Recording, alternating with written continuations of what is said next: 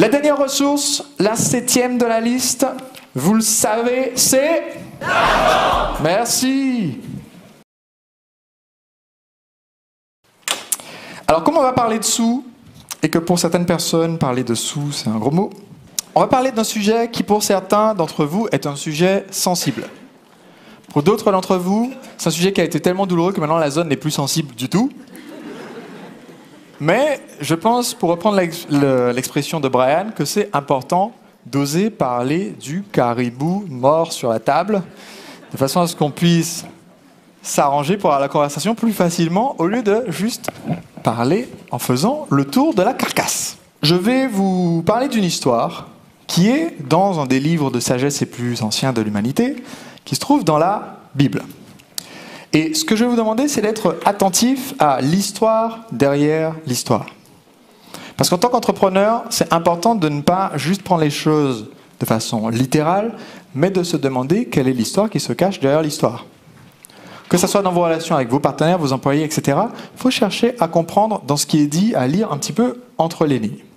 Et pour moi, c'est d'autant plus important parce que moi, je suis un novice en la matière, mais j'ai eu la chance, tout est une question de point de vue, moi je considère ça comme la chance, j'ai eu la chance de faire une année, quand je faisais mon catéchisme, pour faire la confirmation après avoir fait la première communion, il fallait faire une année de service rendu à la paroisse.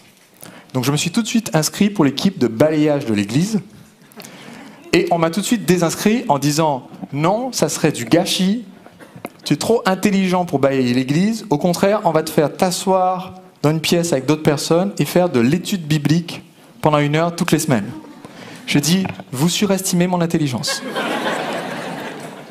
Mais au final, je me suis retrouvé quand même dans le groupe d'études bibliques. Et ce qui était bien, c'est que je me suis retrouvé avec une sœur dominicaine qui était passionnée, etc., et qui nous invitait tout le temps à aller chercher l'histoire derrière l'histoire.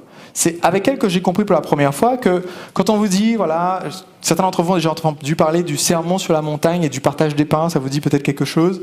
Jésus est sur la montagne, il y a 5000 personnes qui sont venues pour l'écouter, et son disciple lui dit, la foule a faim, et Jésus prend un pain et le partage, et nourrit toute la foule avec. Et là, si on est juste concret comme ça en regardant, on se dit, ok, il a nourri toute la foule avec les 5000 pains, est-ce que c'était avec ou sans gluten, est-ce que c'est de la farine sans gluten?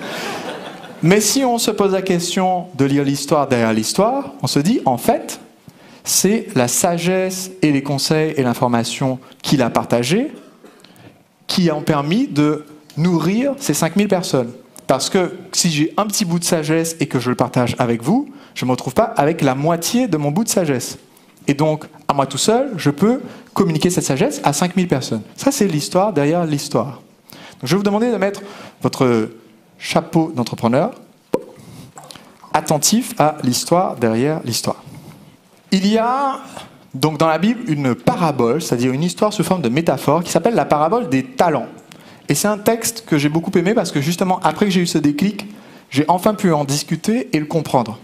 Et dans cette histoire, c'est l'histoire d'un maître de maison qui s'en va en voyage, et avant de partir en voyage, il appelle 3 de ses serviteurs et il dit « Écoutez, je vais partir en voyage, j'aimerais vous donner à chacun un peu de ma fortune pour que vous puissiez en prendre soin, et je vais donner à chacun selon ses capacités. Donc toi qui es là, je vais te donner 5 talents. » Donc le talent, c'était une des monnaies de l'époque, et c'était une pièce qui pouvait peser jusqu'à 30 kilos. Ça représentait une somme. Et donc il dit « Je vais te donner 5 talents. » Il appelle un deuxième serviteur et lui dit « Je vais te donner 2 talents. » Et le troisième serviteur, il lui donne 1 talent. Il leur dit « Ben voilà, soyez bien attentifs parce que je vous confie mon argent, c'est important pour moi. Et on reparle de ce que vous aurez fait de cet argent quand je reviens. » Le maître part en voyage. Et quand il revient, il appelle les 3 serviteurs. Il demande au premier « Qu'est-ce que tu as fait de mon argent ?» Et le premier serviteur dit « Eh bien, je sais que tu es un peu près de tes sous et que l'argent c'est important pour toi et qu'il fallait faire attention et pas le gaspiller. Donc ce que j'ai fait, c'est que j'ai pris les 5 talents, je suis allé les investir, je fais un peu de commerce et je te ramène 5 talents de plus. Donc voici 10 talents. Est-ce que vous imaginez que le maître de maison est ravi? Donc il dit voilà, on va faire la fête, voilà, mets tes habits de fête, on va tuer le veau gras, c'est génial, félicitations. Le deuxième dit tu m'as donné seulement 2 talents, mais je sais que tu as besoin de tes sous, que tu en es très proche, qu'il fallait faire attention avec. Donc, je suis allé, ces talents, les cultiver, et je suis allé à nouveau investir avec et j'ai récolté 2 talents de plus. 2 plus 2 font 4, donc voici 4 talents. Le maître de maison est ravi et dit donc, c'est bon, mets tes habits de fête, tu es invité d'honneur aussi à la fête. Il appelle le troisième, et le troisième qui a reçu un talent dit, écoute, je sais que tu es près de tes sous, qu'il fallait faire très attention, etc. Donc j'ai fait très attention. J'ai pris ton talent, je suis allé l'enterrer au fond du jardin sous un arbre, comme ça, il risquait rien, et le voici. Et là, le maître dit, jetez-moi ce mécréant dehors. Alors quand j'ai lu ça, je me suis dit, la première fois que je l'ai lu, parce que je ne voyais pas l'histoire derrière l'histoire, je me suis dit, mais pourtant, il a fait attention à ne pas le perdre, les autres ont pris un risque. Lui, il a pris aucun risque, bon, sauf peut-être le risque que quelqu'un le voit enterré et ensuite déterre, et là, il se retrouvait un peu mal. Mais il ramène ce qui avait été investi en lui. Pourquoi est-ce que lui, on le met à la porte? Et c'est en y réfléchissant un petit peu, et on a la chance en français d'avoir ce double sens pour le mot talent, qui veut dire à la fois la monnaie de l'époque, mais qui veut dire aussi un de nos dons. C'est en y réfléchissant un petit peu que je me suis rendu compte que trop de gens ont ce comportement de prendre leur talent, qu'il s'agisse de la somme financière ou de leurs dons et de leurs capacités, et d'aller le planquer sous un arbre parce qu'ils ont peur d'en parler, de le perdre ou de l'investir, et que ce comportement-là n'est pas acceptable parce qu'en fait, ça coûte aux autres à qui on aurait pu contribuer. Et ce qui est intéressant, c'est que dans cette histoire, encore une fois, un autre point de l'histoire derrière l'histoire, combien d'entre vous ont remarqué que le serviteur qui n'a pas eu de retour sur investissement est comme par hasard celui à qui on avait donné le moins? Ce n'est pas un hasard.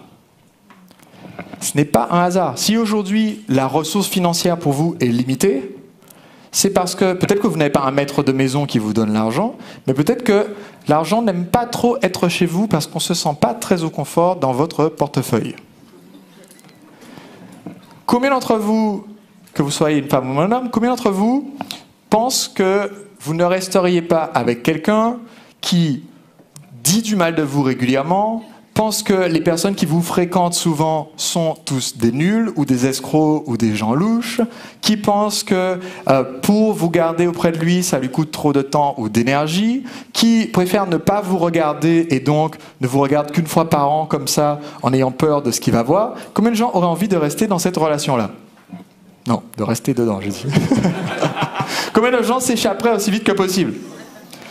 Donc dans votre relation par rapport à l'argent, il est possible que vous ne lui fassiez pas ressentir beaucoup d'amour, d'affection, qu'il n'ait pas la sensation d'être mis en valeur, et que dans un certain nombre d'associations que vous faites ça, vous allez l'enterrer sous un arbre, ou alors vous vous en débarrassez le plus vite possible à cause de cette responsabilité. C'est pour ça que vous n'en avez pas davantage.